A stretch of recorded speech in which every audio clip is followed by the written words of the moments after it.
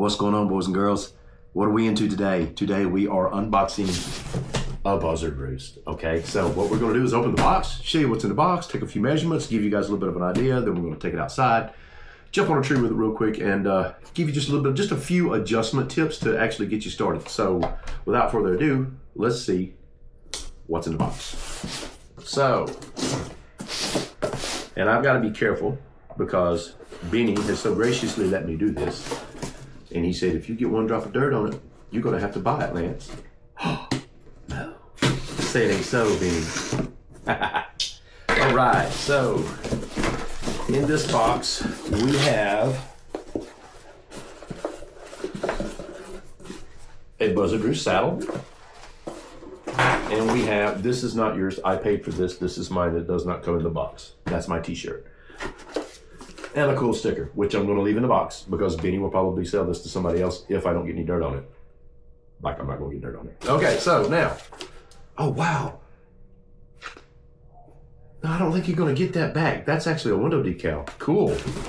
All right, so let's go over Buzzard Roost. What makes this Buzzard Roost so much different than anybody else's Buzzard Roost saddles? Well, first and foremost, it is a double adjustment saddle, as to where most of the other saddles are just a simple single adjustment saddle. What I mean by that is your bridge loops. Okay, most double panel saddles have a single bridge loop that attaches both panels together. On a Buzzard Roost, you have bridge loops for the lower panel and bridge loops for the upper panel. It does have, if I'm not sadly mistaken, they are Cobra buckles on it. Let's get her turned around here, right? To lock together. Mine walks very easily. The only issue I will tell you is be very careful where your Cobra buckles come out and you attach them together, because you can accidentally like get it twisted and bring it out through the wrong loop, and it will twist your saddle up. So be sure that you have it actually coming out where it is supposed to correctly come out, which is going to be directly in feed line with this, okay? And directly in feed line with this. Don't let it come through your loops and everything, and just snap it on. So, like I said, Buzzard Roosts have a large lower panel. Most saddles do not. Most two-panel saddles have a smaller lower panel. So let me get my tape here. So across this back bridge right here that you can see across these back bands in the widest section, where your butt's the widest, you're running 10.25 inches and 10.25 inches across here. So you got a good 10 inches of space down here to cover your butt in this saddle. The top band is only 4 inches, which is basically all it really needs to be. So I don't know, is there a sizing on this one? Yes, this is a large Buzzard Roost. So let me give you guys a notion on a large here. We're going to stretch this bad boy out best we can. Let's undo this leg strap where I can get it. There we go. So on a large, from web to web, on the bottom panel,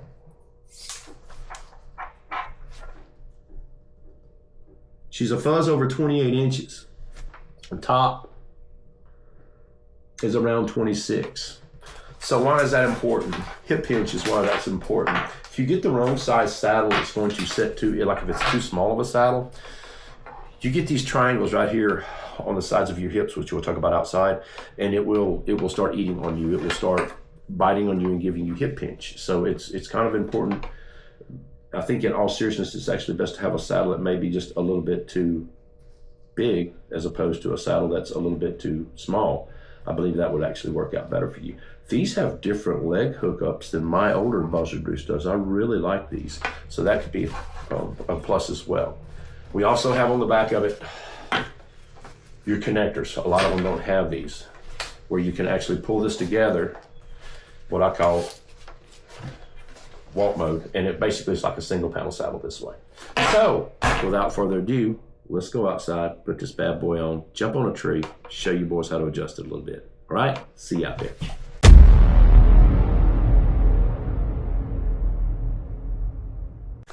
Well, all right, boys and girls, let me give you another reason that you want to buy one of these Buzzard Roosts. Look at my butt. Does that thing not look shapely? I mean, look at that. Come on. I went to walk out here with this saddle on, guys. My wife looked at me and went, whew, hey, nice butt. Okay, no, she didn't. She looked at me. She said, well, hey, why are you going in the backyard with your man diaper on? But, you know, women. Okay, so let's go over a few of the adjustments on this saddle and how to actually get it dialed in a little bit better for your comfort on it, and a few things that you need to understand. So you need to understand, if you're new to saddle hunting or whatever it is, that every little single thing that you do with this saddle affects the pressure on your body, okay? Everything affects the pressure. This affects the pressure. This affects the pressure. This affects the pressure. This affects the pressure. This affects the pressure. Every little single thing you're going to do is going to affect where the pressure hits your body. So let's talk about a couple of them. Let's start off up here with tether height, and then we're going to get into the roost, okay? So tether height.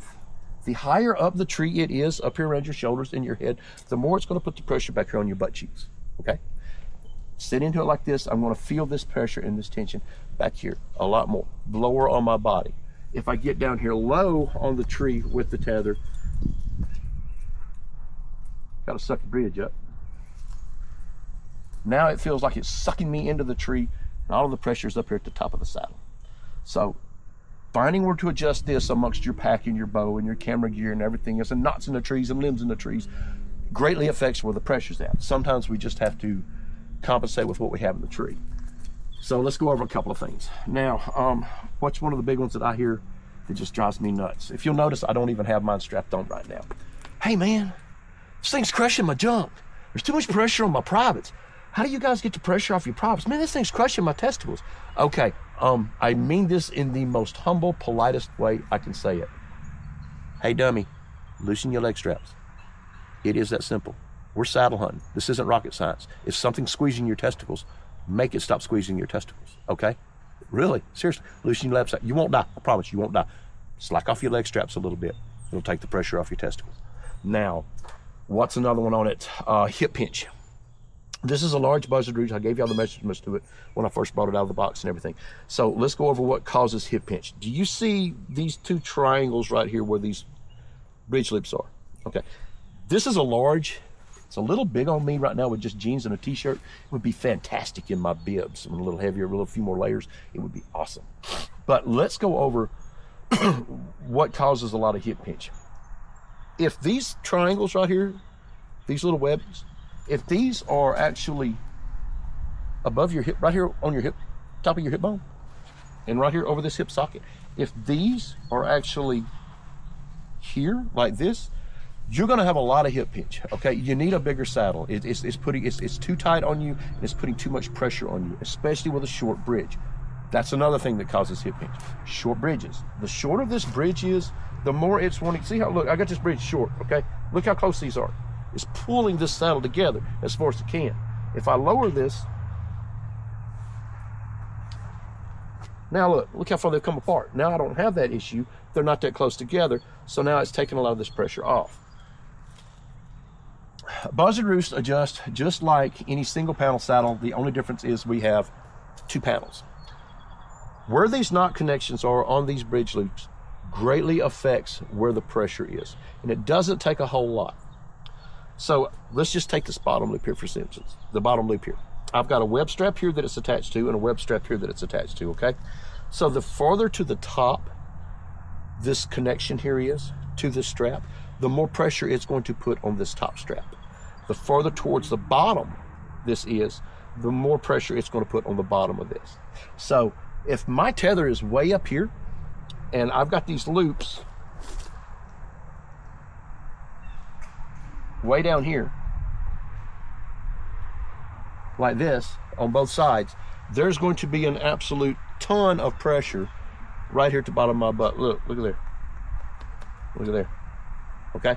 But if I raise it, this is just one side, but if I raise it, and it doesn't take much, guys. You know, I'm going from top to loop to bottom loop.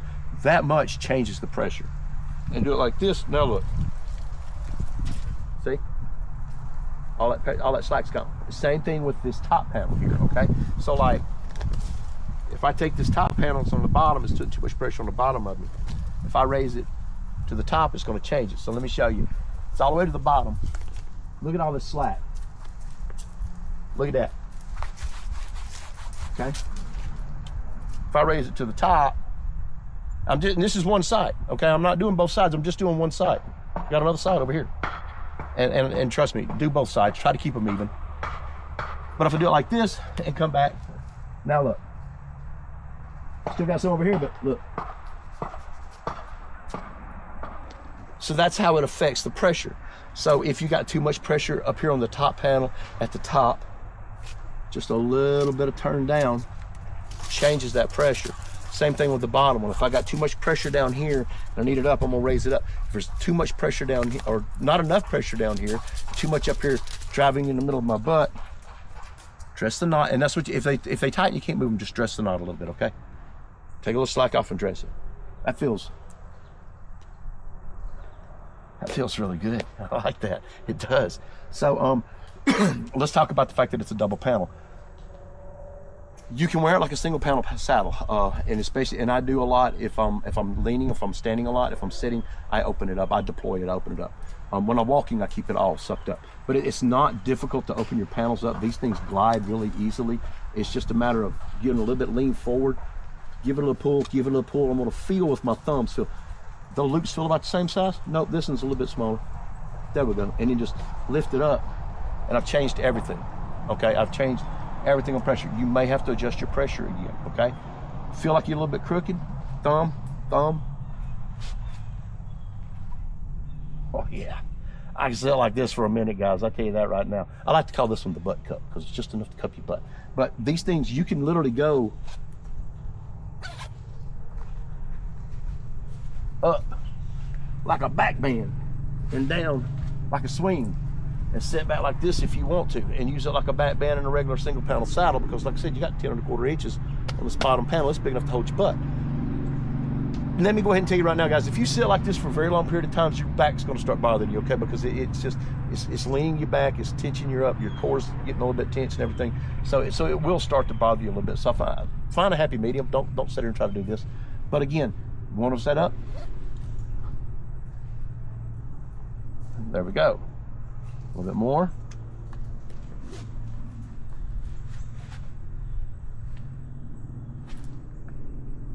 And this is how I spend a lot of time in the saddle. I'll pull this out just a little bit, just to where it comes up about small on my back. And I'll say, okay, I'm lying.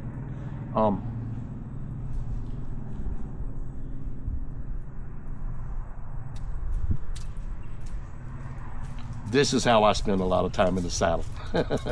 I'm not gonna lie, this is how I spend a lot of time.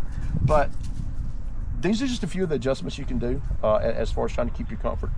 You can't sit in pain. The very first time I went saddle hunting, I thought I'd practiced in the yard. I thought I had done a lot of shooting in it. I thought I had wore it. I thought I knew what I was gonna do. I died 3 times that day, okay? I mean, it was just miserable. I was so sore I didn't even hunt that evening.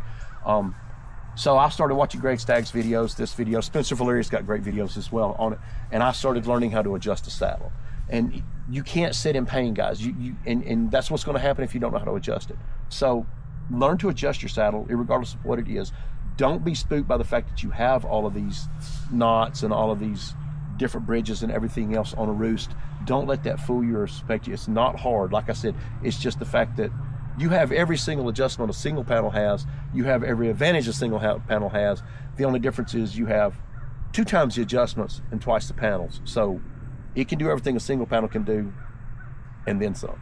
It's a very well made saddle. They're very well built. Like I said, I got to throw Benny a bone. I'm originally from Louisiana. So, you know, got to holler at my boy. But guys, check them out. Seriously, there's been a lot of upgrades. I really like some of them. We've changed the color of the bridge. Still think it's wrist stick, but they're just a very well made saddle. They've got a tender built into them, so as far as adjusting the bridge, it ain't no issue as far as that. I mean, the bridges are super simple to adjust as far as going up or down the tree, as far as keeping them tight. I one stick in mine. I don't have a little bit better problem in it. I would suggest if you one stick to go ahead and set it and put your panel together and use it like a single panel. But they're just very well made saddles, very well built saddles, very good people, and give them a try, guys. Seriously. I'll fix to go out here, get this in a box, try to get it back to Benny, and I'm gonna go climb a tree. Y'all have a safe season.